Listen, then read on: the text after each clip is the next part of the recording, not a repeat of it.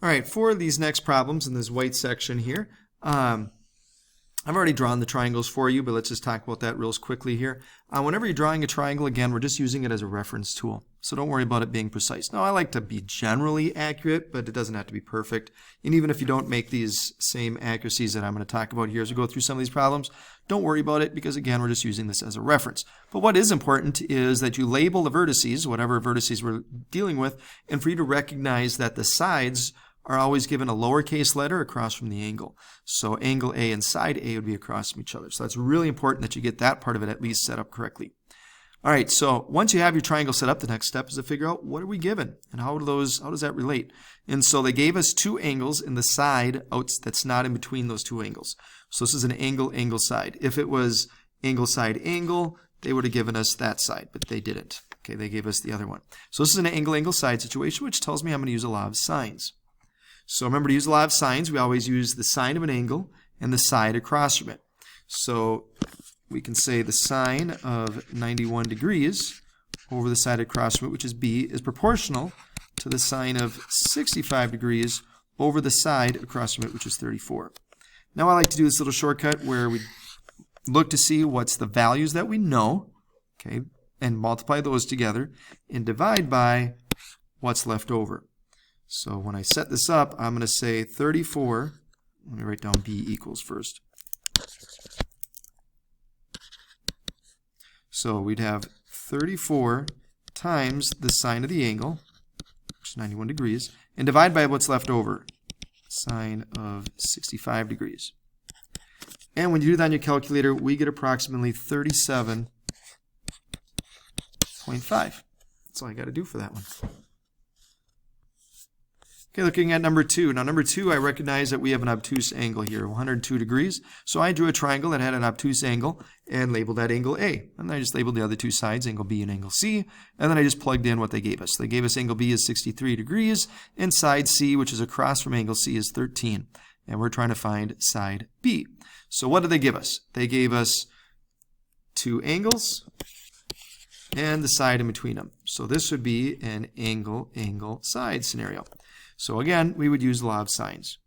So we would have the sine of 63, sine of 63 degrees over the side across from which is B. And then, sine of 102, we don't know the side across from it. And the side that's 13, we don't know the angle across from it yet. But we can figure that out.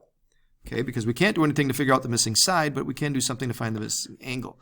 If I take 180 minus 102 minus 63. So if I subtract the two angles that we know, that can give us a third angle here. And when you do that, you get 15 degrees. So that angle there would be 15. So now I can say the sine of 15 degrees over the side that's across from it, which is 13. All right, so I'll look to see what's diagonally across from each other, those two values, and divide by what's left over. So to find out what B is, we would take 13 times the sine of 63 degrees and divide that by the sine of 15. And when you do that, we get approximately 44.8. So 44.8 would be your answer for number 2. All right, let's look at number 3. We have another obtuse angle there with angle B being 121 degrees. So I draw a triangle with an obtuse angle there and label that 121 degrees. And then I label the other sides that they gave us. And I identify that this is one of those side-side angle situations. Or if you're going to be immature like myself, because again, I lump myself in that category. I'm very immature.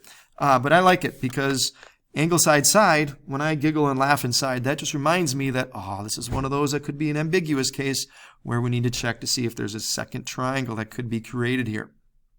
All right, so first we just want to figure out the standard angle. So I would set this up to say the sine of angle A over the side across from it, which is 14, is proportional to the sine of 121 degrees over the side across from it, which is 41. So this time the two values that are diagonally across from each other are those two values, and I'm left with this one. So we're going to say that sine of A equals 14 times the sine of 121 degrees divided by 41. And when you do that, you're going to get a decimal. We get 0.2927.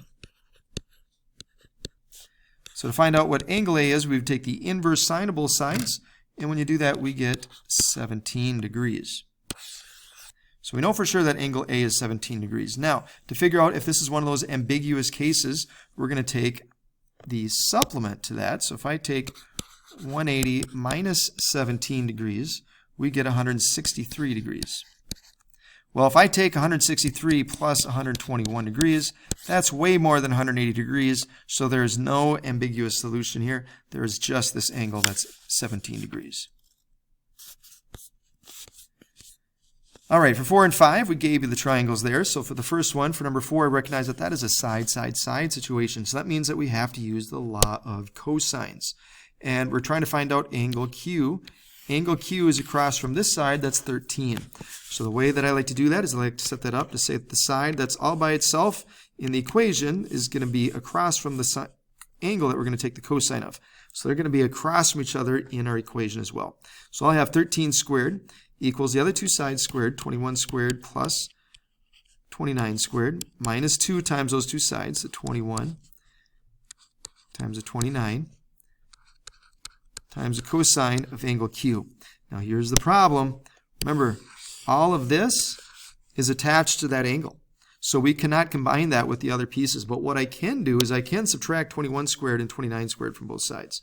So I'm just going to let the calculator do the dirty work. So I'm just going to write this down as 13 squared minus 21 squared minus 29 squared equals all of that. Negative 2 times 21 times 29 times the cosine of Q. All right, so now we can do this separately. So 13 squared minus 21 squared minus 29 squared is negative 1,113.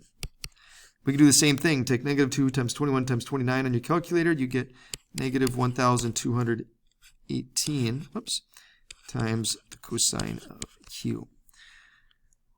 Lastly, we're going to divide both sides by negative 1,218. So that's going to give us a positive value. So I will just write it like this. Cosine of Q equals 0.9138.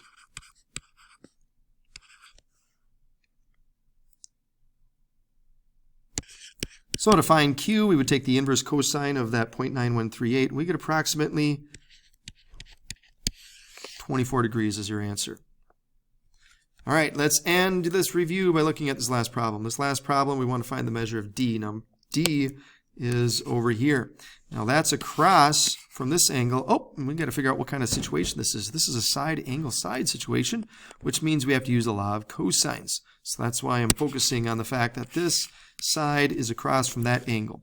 So when we go to set this up, they're going to be across from each other in the formula. So it'll be D squared equals 12 squared plus 24 squared minus 2 times 12 times 24 times the cosine of 102 degrees. Now here's the deal. Your calculator is extremely intelligent. It knows the order of operations. When you try to break this up into separate parts, that is when I see you guys making the mistakes. So please do not break this up into any separate pieces. Plug all of that in all at once in your calculator. Your calculator will know what to do. Then that way you don't have to worry about making any silly mistakes that's going to throw off your answer.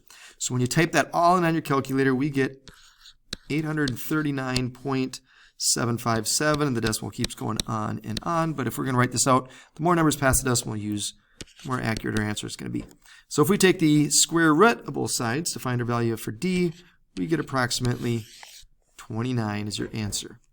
So that's it. So hopefully that answers your questions that you might have had from this white section of your Rainbow Review.